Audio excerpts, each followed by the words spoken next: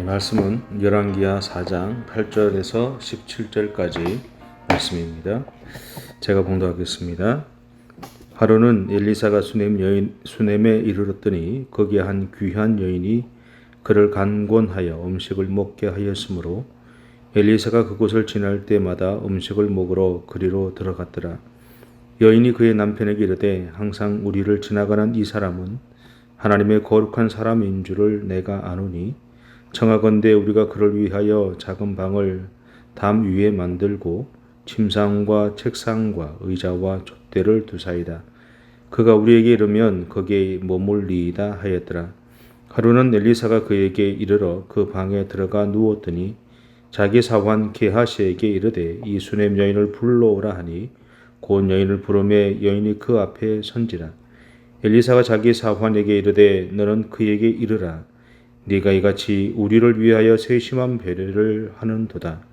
내가 너를 위하여 무엇을 하랴? 왕에게나 사령관에게 무슨 구할 것이 있느냐 하니 여인이 이르되 나는 내 백성 중에 거하나이다 하니라.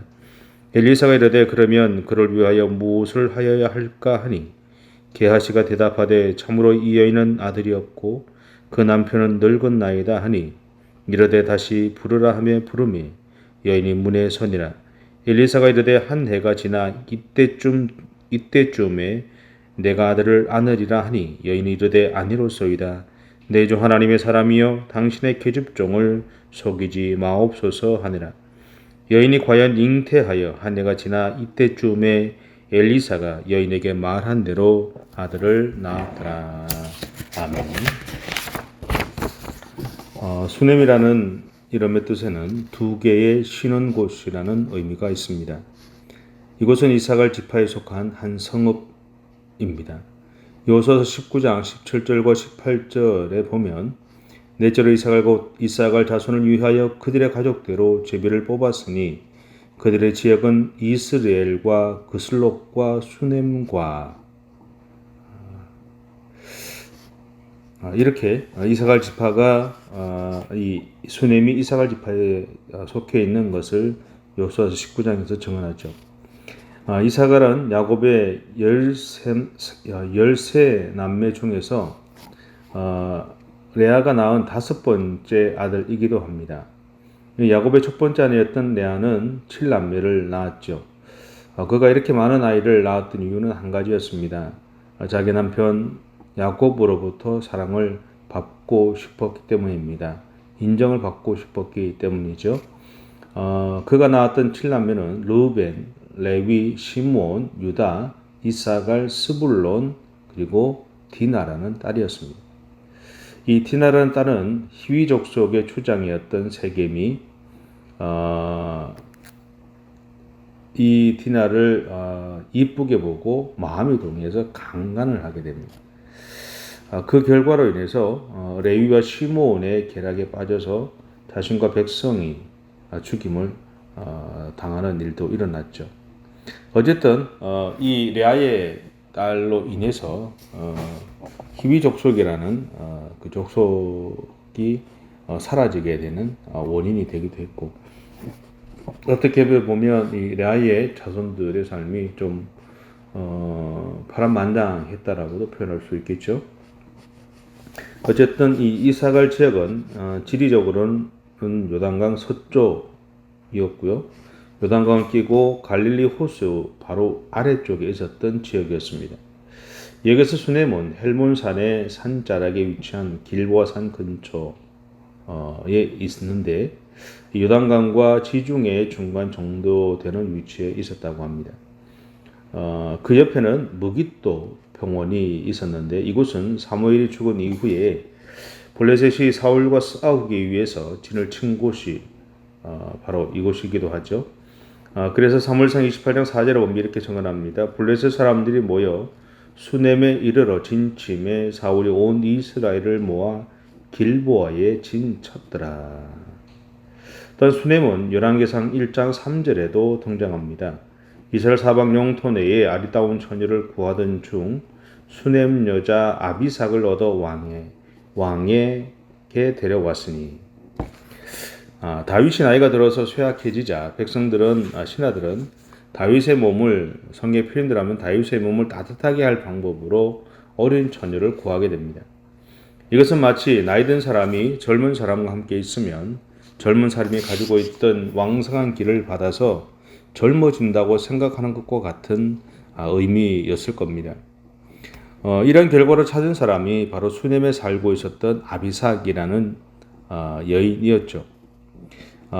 그래서인지 모르지만 이 성은 예로부터 미인이 많기로 유명했다고 합니다. 본문에서 우리는 엘리사가 선지자로서의 사명에 최선을 다해 왔었다라는 것을 본문을 통해서 알게 되죠.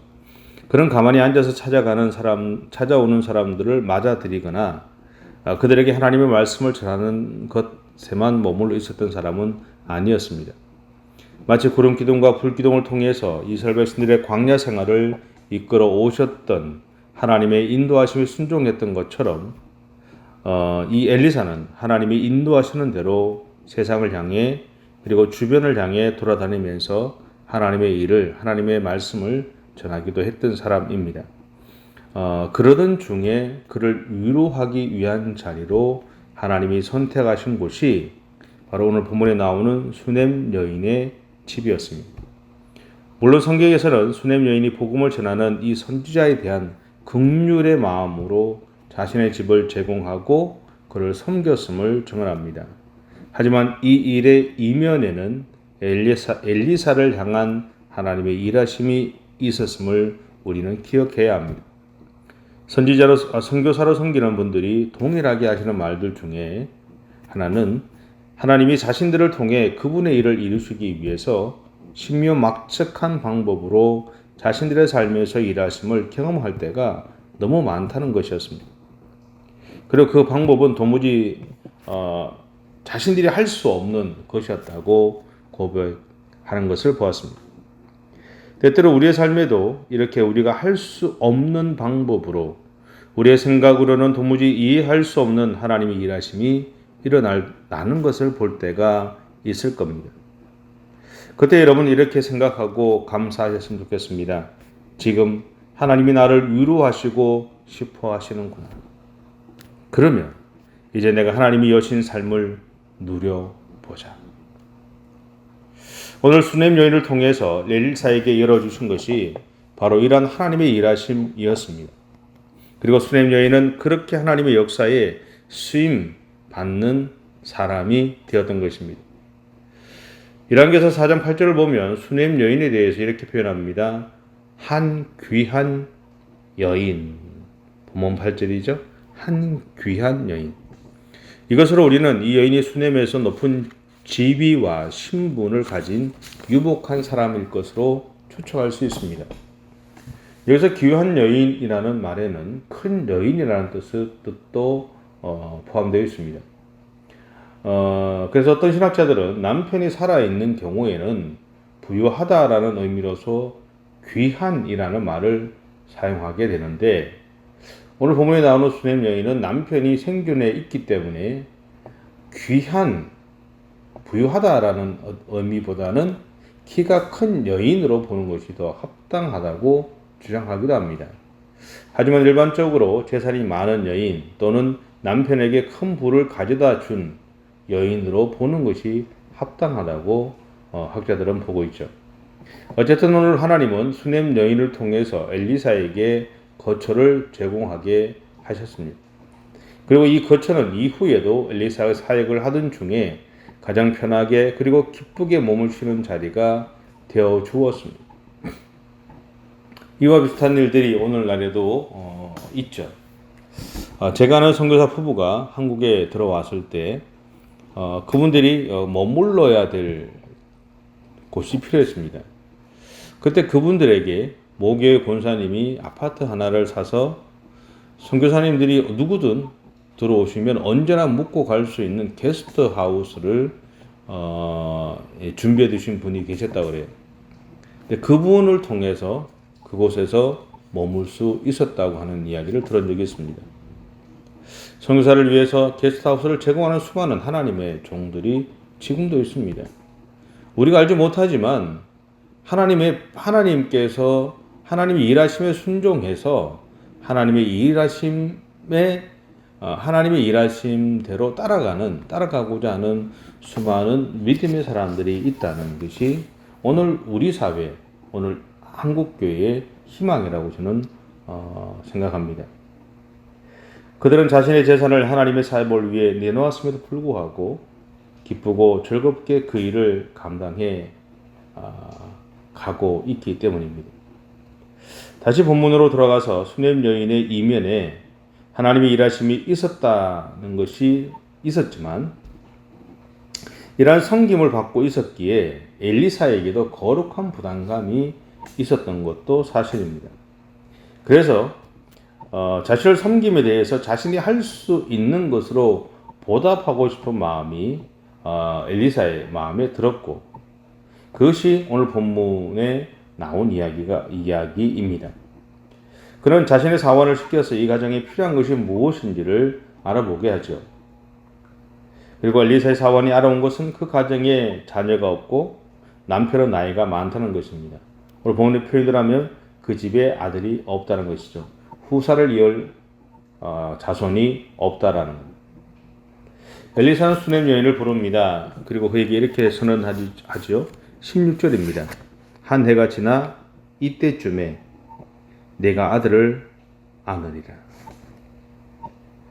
그런데 이런 엘리사의 말 또한 사실은 그의 마음에 주신 하나님의 마음에 순종한 선포였음에 분명합니다.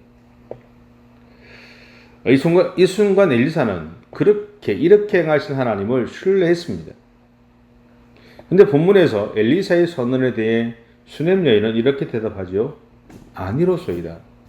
내 주 하나님의 사람이여 당신의 계집종을 속이지 마옵소서. 수넴 여인이 들었을 때 이 말은 불가능하다는 이야기입니다.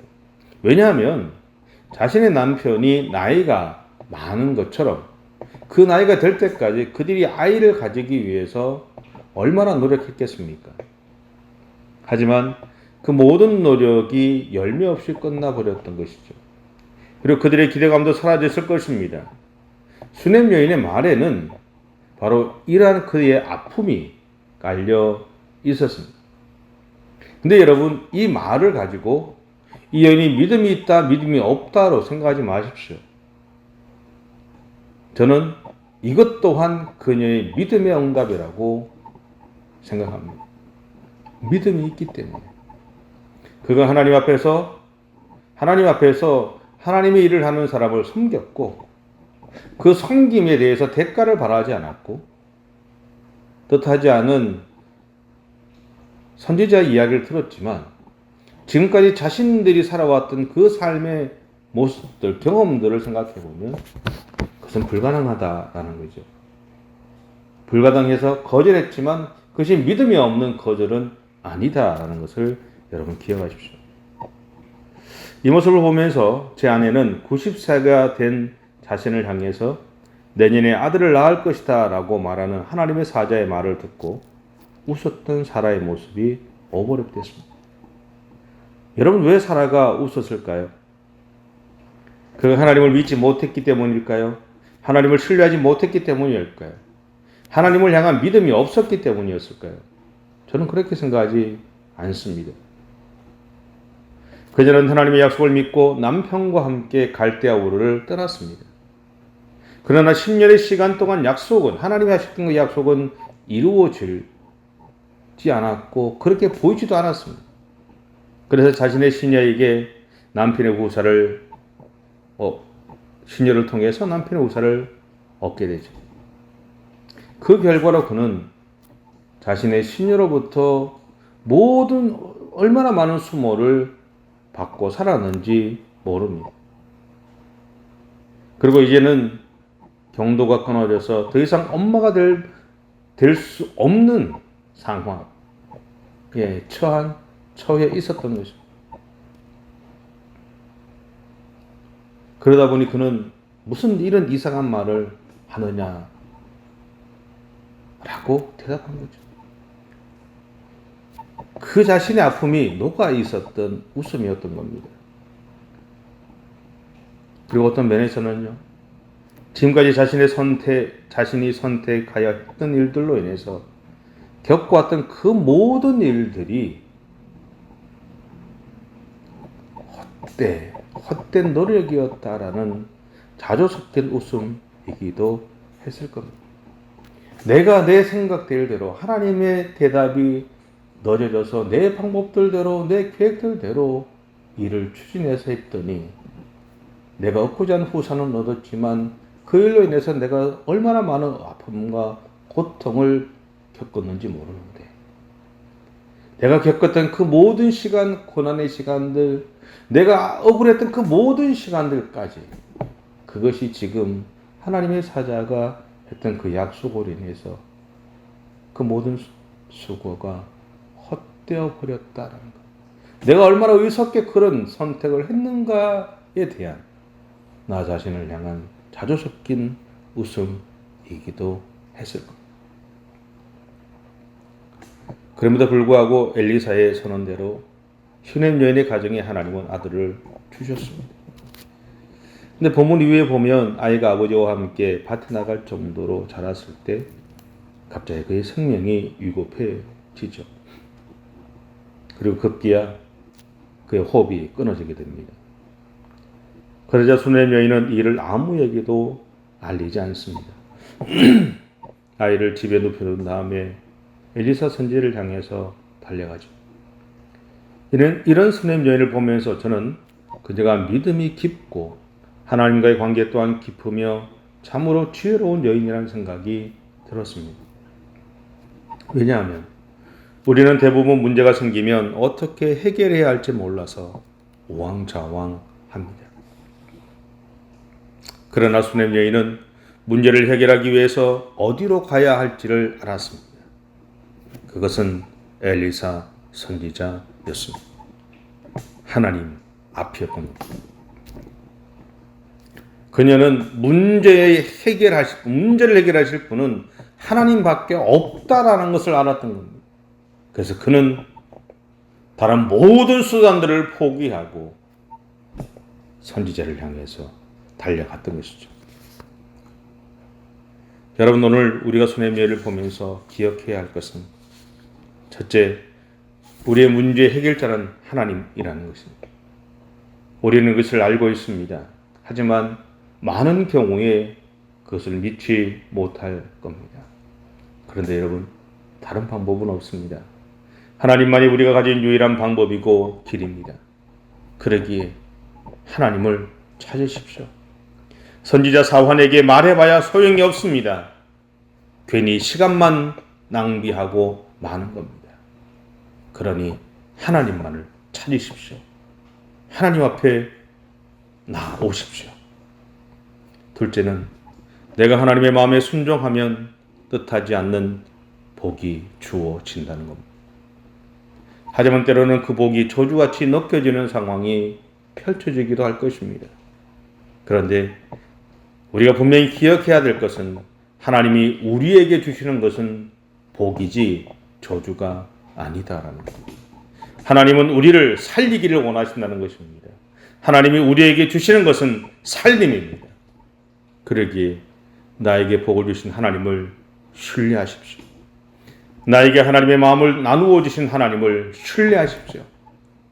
그리고 변함없이 오늘도 하나님 앞에 서 있으시기 바랍니다. 그러면 하나님이 나에게 주신 것이 복이라는 사실들을 오늘도 내일도 계속해서 우리의 삶들 속에서 보게 될 것이고 경험하게 되실 겁니다. 기도하겠습니다.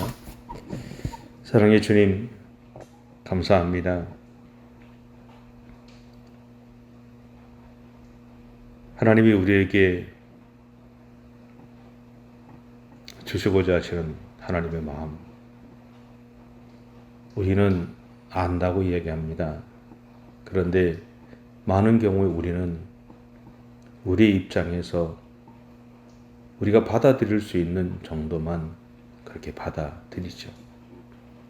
근데 오늘 슈넴 여인의 모습들을 보면서 생각하게 되는 것은 그가 그렇게 원하지 않았던 아들일지 모르지만 이미 자신들의 모든 수고의 결과로 얻을 수 없었던 그것에 대해서 선지자를 통해서 선포되어졌던 그 하나님의 말씀들이 자기의 삶에서 이루어졌을 때 얼마나 감사하고 기뻤는지 모릅니다.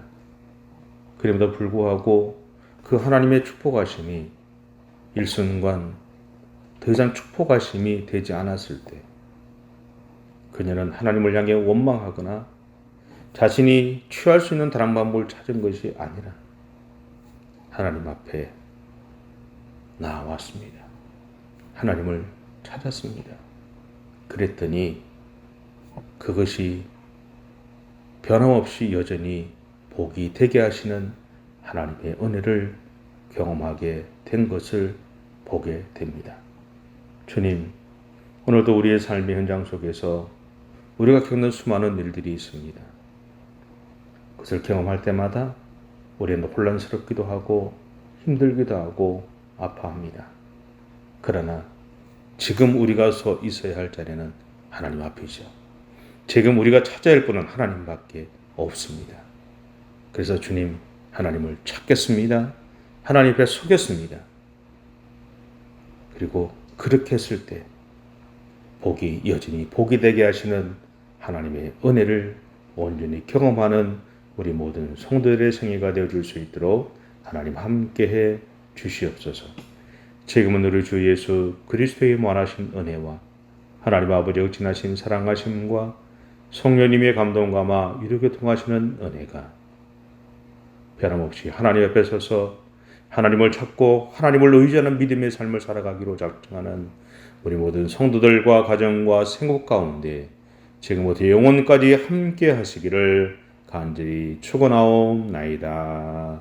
아멘.